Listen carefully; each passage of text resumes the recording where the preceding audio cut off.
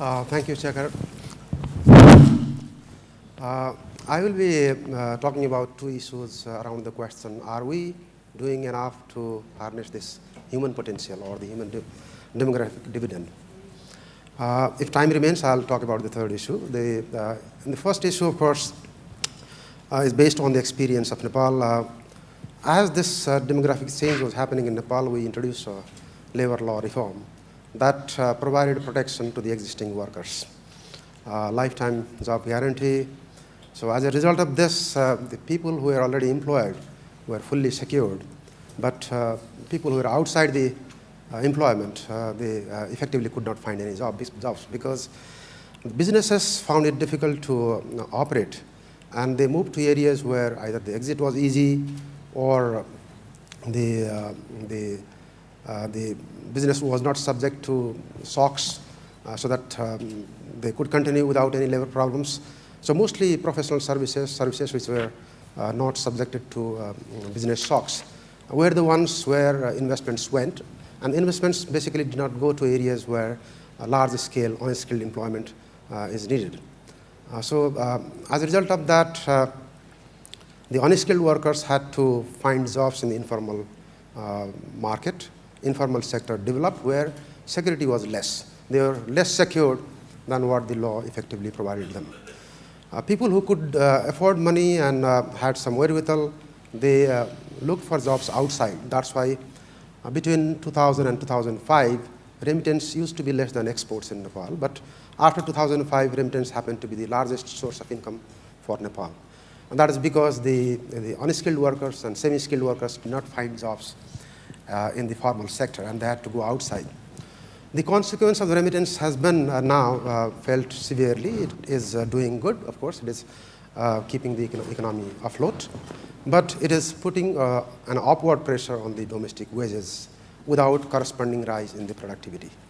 So when there is no rise in the productivity and the wages have to be increased, it is again eroding the competitiveness. When the competitiveness goes down, it is further creating a shortage in the job market. So that is the first issue. And this can be, of course, be addressed by reducing or eliminating the labor market rigidities without, of course, compromising on the safety and the security and the social safety of the laborers. Second is, without addressing the productivity of the existing workers, we cannot think of creating additional employment, because unless the productivity goes up, businesses cannot think of expansion. When they do not expand, there are no additional jobs coming up, because businesses expand only when they are profitable, they are competitive, and they become competitive only when there is high productivity. So the productivity is not only the function of knowledge and the skill, it is also the function of the proper working conditions, the continuous power supply, reliable power supply, and host of things. And there are lots of things that the government should do to enable the companies to workers to be productive. That's the second issue that I'd like to raise. The third, of course, not only impacts Nepal, but also all of South Asian countries. The emerging middle class in India is not only a boon for India, if we tap it correctly, is also a boon for a country like Nepal. These people will definitely travel Nepal for religious tourism, for adventure tourism, for ecotourism, and they will definitely travel all over India and all over South Asia. So the future jobs that might come in our part of the world, and that might also be able to absorb almost all of those who are now traveling to Gulf countries or Malaysia or South Korea for very difficult and very less protected, less secure jobs, will find jobs back home in the hospitality industries, in service industries. That's what I see will happen if we are able to invest, if we are able to encourage the private sector, create right environment, conducive environment for the private sector to invest in the hospitality sector and tourism sector. I think that would be the third issue that I'd like to highlight. I think I'm on time. If there are questions, I'll come back again. Thank you. Thank you, Professor Khanal. I'm very glad that you brought in labor markets, because it's the interplay between the family, the household, the education system, and the labor market that in the end either produces or doesn't produce the jobs that we will need. I'm now going to turn to my final panelist, and given that he and I have been friends for so long, I've imposed on him, you saw me pass him a note at the start of this session, and I wanted him to put his hands around the issues that we have discussed and try to think about the politics behind the creation of jobs. And I put to him a simple question: why hasn't the creation of adequate, productive, well-paying, good jobs become the political hot potato, the political hot button that it should have become by now? That's my sense, but he is free to either challenge that proposition or to think and support and talk about how the politics of South Asia and the internal politics of our countries can be changed to make this issue number one. Rajiv. Thanks. Do I get 2 minutes extra? You get 2 minutes extra. Okay, thanks. The others have been so good Yeah, that I think we can easily yeah. give you 2 minutes. Thanks, Shekhar. Thanks a lot, and great to be here. I want to start off actually by saying that the topic is harnessing human resources, but we actually in South Asia start dissipating our human resources at birth, because, and that is actually given the statistics of malnutrition that we have that in South Asia. Probably malnutrition of children below 5 years is worse than sub-Saharan Africa.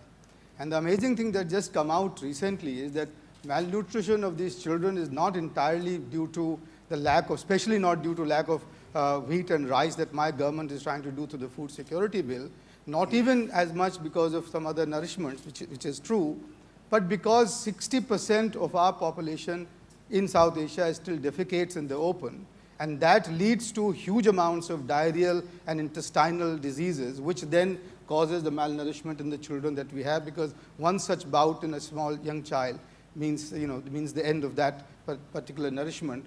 And I use that to say that we have talked all about education.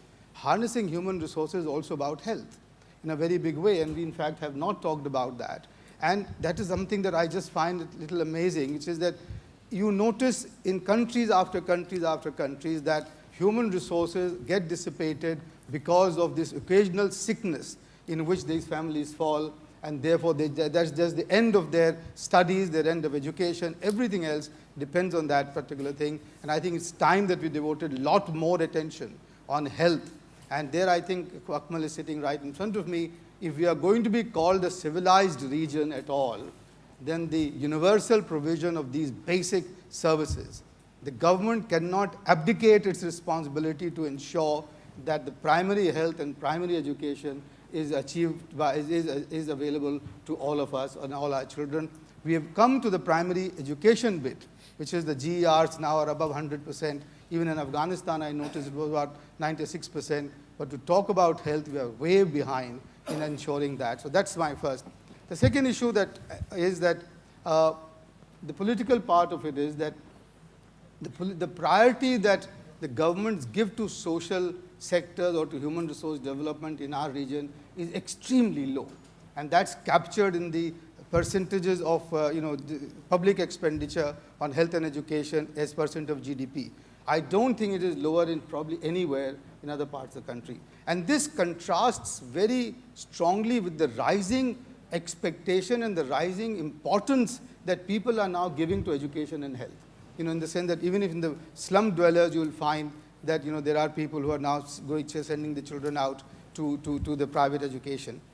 And why is it that the politics of job creation, as Shekhar asked me to address that question, why is it that we are getting that? And I think it is, and by the way, the other evidence as to why the priority is so low is simply because statistics on employment are just simply not existent in our region. We get 3-year rounds, 5-year rounds, they're so undependable. We don't know. 90% of our people are employed in the informal sector. We don't know what the working conditions under the informal sector are. And we don't bother about it. And my answer to you, Shekhar, about what can be done, to begin with, we must say that the elite of our region has abdicated the responsibility for providing education and health to our people. And this is typical of us because in sectors after sectors after sectors, we find that we, in our countries, take private solutions for public problems. If you don't have water, you dig a hole, you bore a hole and get water. You don't get good education, you send your children out. And as a result, this region spends about $5 billion every year for educating its children abroad in other countries. And our industry, I noticed, donate hundreds of millions of dollars to universities and think tanks abroad, but will not spend a penny to develop their education systems here. How do we change this? How do we bring that back into the public discourse? I think what we need to do in our region, in South Asia today, is to start talking about is to start putting in the public domain the completely inhuman conditions of our populations at the sort of lower deciles, and describing them much more. If there is one set of sectors which are requiring today a lot more rich description of what is going on in the kind of context that Deepa Narayan did from the World Bank about the voices of the poor, we need hundreds of voices of the poor in education and health at the moment that we're going forward. Because unless we do that, our political people are not going to give it the attention. When somebody asked Deng Xiaoping in 1982 what kept him awake at night, he said the 100 million people or the 400 million people that need employment. I haven't seen anybody spare any evenings or any night, worrying about employment in our country at all. So where do I go from here? I think the one thing that we need to do is that we need to sort out, at least in India's case, this complete dilution of responsibility that comes about by the division of both these sectors between the center and the state. At the end of the day, it is a matter of passing the buck. Because it's a concurrent subject, the states are supposed to do what they're meant to do, but they don't do it. And if you look at the state budgets, and I just happen to glance at them, their expenditure ratios are even poorer than the central government's expenditure on GDP ratios, etc. The second thing that we need to do is that we need to start this process of public-private partnership, but in a manner where you get much better regulation rather than the plethora of regulations and governance you've got at the moment. I estimated that in India, to open a school, you need still 18 licenses that you have to do. Now, what you need to do is to simplify all of that stuff, but to improve and make the regulation much more robust. Because also what's happening in our country is that because of this inequality of access to education and of health, you are deepening the sources of inequality in our regions. And if that happens, I think so far we have been able to get away with it, but the time is soon coming that if the politics of our region does not start addressing the actual need of the people on the ground, which is by giving the universal access to good quality health and education. And for jobs, the first starting point would be to get some much better studies done on supply chains within the informal sector, to get a better idea of how this informal sector works in our countries, because at the moment, I'm afraid, we have zero knowledge about how 80% of our people live and die in our region. Thank you. So there you have it. I think some very informed views, some very troubling concerns that confront all of us. And here we are, the elite of this region. And I think Rajiv has thrown us a challenge as well. I'm very pleased to also note that everybody's kept to their time. So we actually have a good 40-45 minutes of time that we can spend discussing these. So the floor is open. I'm not going to try to summarize the very important issues. You can direct your questions to any of the panelists or to the entire panel, and we will take a call on who wants to answer what. So I'm going to take maybe 2 or 3 questions and then have the panel come back in and then go to the next round, and we'll keep going till we are out of time. Please, I see the gentleman here. If there are microphones, are there roving microphones? Can we have people get them to the people quickly to the, thank you. Yeah, and please keep them to 2 minutes, no more. Yeah, this is Anish Chowdhury from UNESCAP. This is some observations. There may be some questions. One is this fantasy about the service sector, where already Martin and Mr. Rafiq mentioned about. The issue is whether the countries can actually leapfrog by escaping industrialization or manufacturing. I mean, that's why the job came in East Asia. the manufacturing. And that means we need industry policy. And that hasn't been done over the last, and I mean, if you look at East Asia and Southeast Asia, the countries which are trapped in the so-called middle income group, that's the one which did not apply industry policy. The countries which could bypass or were not trapped in the so-called middle income trap are the countries which actively applied the industry policy. So diversification of the economy is very important here. And there was also a question about labor market institutions. I mean, the idea, the evidence that labor market institutions, you may call it rigidity, do not actually hamper the job growth. I mean, if Indonesia, take an example, before the fall of Suharto, it was a very unregulated economy. There was no labor union, no sort of fully flexible, but still the informal sector was close to 70%. So it is a misnomer. If you don't have a good labor market institution, you cannot even improve productivity. Because if you allow people in any job, low quality job, the low productivity companies can continue. So the productivity and wage policies are very closely related. Thank you. The issue of the politics that you mentioned, I think it's not what we are spending less than desired amount in terms of GDP. But we are also collecting less in terms of revenue. The average tax to GDP ratio in this region is about 10%, despite the high growth. And why we are not able to do this? Because it's still our country, this economy, the majority of the people live in the rural area. We failed to address the agrarian issues. The feudalism is still dominating. If I compare Philippines with just one more minute and with South Korea. Just 5 seconds more. Okay. I have a lot of hands Philippines there. was the leading economy in the early 50s in Southeast Asia. And South Korea was the poorest country in the world. Great. And it addressed the agrarian issue, and that's why it is now a member of the OECD, and Philippines failed. Thank you. Okay, just one request to people. The topic is huge. I mean, we could be talking about everything under the sun. So let's remain focused on the issues that the panelists have thrown up, that Biswajit have thrown up. We can talk about fiscal policy, we can talk about monetary policy, we can talk about growth, but let's stay focused because there are other sessions that follow that will address competitiveness, that will address the overall growth situation in the country. Yes, please introduce yourselves, Sayyid Usmanji. My name is Sayyid Zaman. I'm from Bangladesh. I want to mention 3 things about what Dr. Dossani said about the quality of education, and then what you, Dr. Shekhar Shah, said about the politics in the education sector.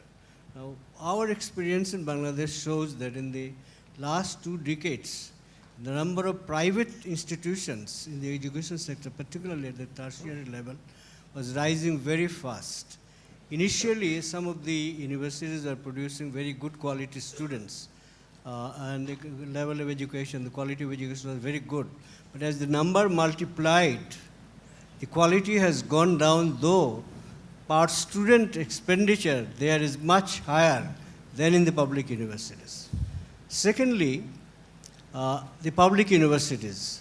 Some of the well-known public universities and public high schools, they are producing, even today, very good quality students. If you look at the GPA of the results of the secondary level or even the university graduates, the quality of some of the selected public sector educational institutions is very good, and the recruiters, whether they are bankers or multinationals or business conglomerates, they look at students coming out of particular public universities in their recruitment.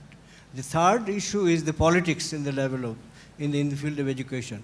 As the government was increasing the number of institutions at the primary level, secondary level, and tertiary level, politics crept in both in admission of students and also in the recruitment of teachers.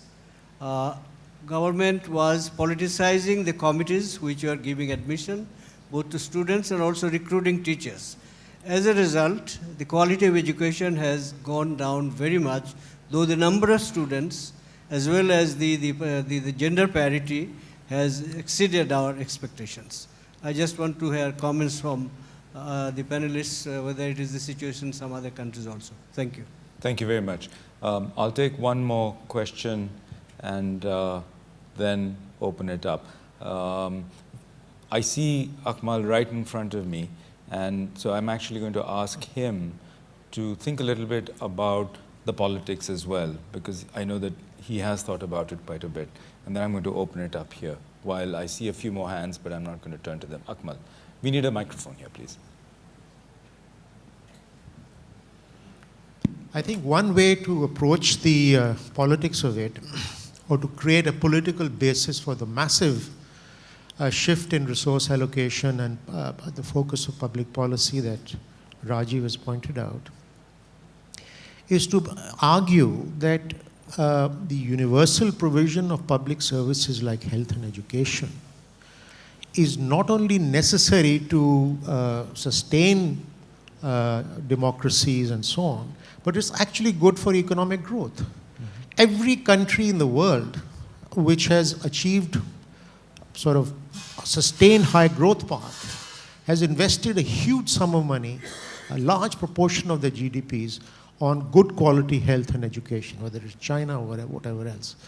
And so in that sense, instead of seeing public expenditure on health and education and social protection as a kind of counterweight to the functioning of the market mechanism and to take account of the adverse effects of the market mechanism, one needs to really look at it in terms of an investment in long-term economic growth. And the other thing I think which is crucial and which underlay, if I may say so, Rajiv's brilliant contribution, is that if you deny the minimum conditions of civilized life to the majority of your population and don't even do an investigation of the condition that they're living in, this is going to tear apart the fabric of society in time, as it's already doing in many of our countries. And so, for the sake of social cohesion, it's crucial that we provide on a universal basis health and education. And mind you, even social cohesion is good for growth, as Easterly and Roderick have pointed out. The more socially cohesive the country is, the higher the rate of growth. Mm-hmm. So I think we need to convince our political leaders that it's not just we're not just bleeding heart liberals here. What we're talking about is hard-nosed stuff about growth when we say that you spend more money on health and education. And indeed, if they do, they're also going to save the coherence of state and society. We've sort of lost our way in thinking about the L in our production functions, and really begun to see it more as a sop or as a way of, in a sense, diffusing tensions rather than productiveness. I'm going to turn to my panel, but before I do, I see Professor Chadda, who's not only raised his hand, but he's stood up as well. So that means that he must have a two-hander that he needs to come in on. But no, but you can't add unless you have a microphone, because we can't hear what you have to add. So can you please take a microphone, but just 2 minutes, please. I think this supplements what my friend has already so vociferously said from Bangladesh, in fact. He talked about just many so that, things. Since he didn't introduce himself, he's Professor Chadda, who's Vice Chancellor of the South Asian University in Delhi. Okay, that may well be so. It justified my asking the question that I'm asking. He talked about political interference in recruitment of recruitment students and faculty. My dear friend, you missed to mention most vital aspect, political interference in the appointment of vice chancellors of the university. I have a reason to ask this question. Present company accepted, yes, right? Yes. In fact, generally we talk about good practices in many other areas. I think this summit can think of, if they can, good practices in the recruitment of vice chancellors also. Okay. There are many good practices. In India itself, there is tremendous difference between how a vice chancellor is appointed to a central university, to a state university, to a private university, and there are some universities in India which until yesterday were sweet shops. today they have become university. Somebody who was selling a motorbike yesterday is chancellor of a university. I think South Asian University may better, South Asian community may better have a hard look at this thing. There is proliferation of private universities, private education institutions. All of us seem to be accepting almost a defeated position that we can't get away from private sector. I'm also one of those who would believe that this is so. But we can certainly take measures to ensure that private sector also observe what we call social corporate responsibility system. Okay. Thank you. So I'm going to turn to my panel, but I also want somebody from amongst you to talk about two countries that have addressed some of the health-related issues, particularly that Rajiv reminded us that we had forgotten about, and that's, of course, Sri Lanka and Bangladesh. Sri Lanka at a much earlier stage, but Bangladesh more recently. So I hope we can get some contributions from the audience. But I'm going to turn to my panel and throw it open. Who'd like to take a crack at some of the 4 comments that we've heard? Rafiq, do you want to start? Sure. I'd like to take a crack at the political issues, and I'll tell you why. I was involved in helping write the 12th five-year plan for India, chapter on higher education. Now, it's a wonderful document, even if I say so myself, having helped to write it, because it looks at remedial education as being the cornerstone for the development of quality higher education. So plank number 1, recognizing that students coming out of the K-12 system are not ready. Second, it looks at community colleges as the infrastructure around which future higher education will be built. So what it says is that we recognize that, we don't have any institution of excellence, we need to focus on that, blah, blah, blah. But really what we need to do is to establish within each community, narrowly defined, so that a student doesn't have to travel more than 2 kilometers to start accessing higher education within a community college setup, and we will work on professional development of teachers, infrastructure, and everything around that concept.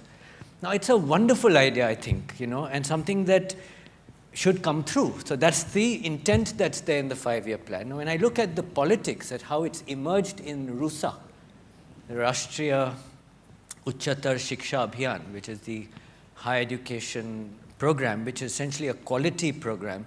So here I see a translation of bureaucratic or whatever intent you call it, or intellectual intent of the elite that Rajiv so eloquently expounded on, coming into a political document which completely negates the whole concept. The whole RUSA document, when I read it, I was appalled.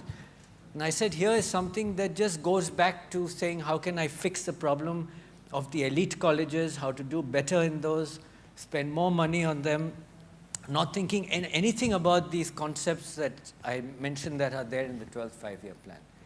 And so I don't know how to solve it. I'm just pointing out there's a serious political issue. I don't know if just asking the elite to change their point of view will help, because why would they? Why would the government change its point of view? If you want to take an institution of excellence and put it in the top 200, and we have some power, I would say look at South Asian University. Let that be the one institution in which all of South Asia pushes its attention and makes it in the world's top 200. And don't look at that for the rest of South Asia. Try and improve your average to something that's reasonable.